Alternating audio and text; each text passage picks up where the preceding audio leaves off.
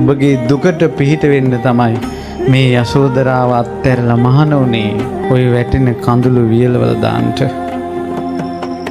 මේ උත්තමාවිය පිරිනුවම් පෑවා. රාහුල සමිඳුන් පිරිනුවම් පෑවා. පිවිතුරු සෙනෙහස පටන් ගත්ත මහා බෝධිසත්වයෝ පිරිනුවම් පෑවා. අපි තාමත් සංසාරේ.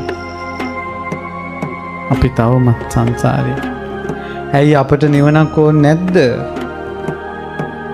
ඔය වැටෙන කඳුළු කවදා වෙනකල් වට්ටවන්නද? ඔය ගින්දර කවදා වෙනකල් ඉවසන්නද? වහ වහ ධර්මයට එකතු වෙන්න. කයං විරාගං අමතං පනීතං.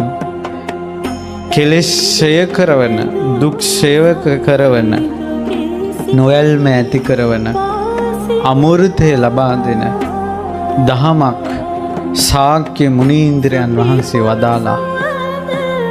නතේන ධම්මේන සමත්ති කිංචි. ඒ දහමට සමාන කරන්න පුළුවන් ධර්මයක් ලෝකේ නෑ. සැබෑ බසින් මෙම සිත සැලසේවා.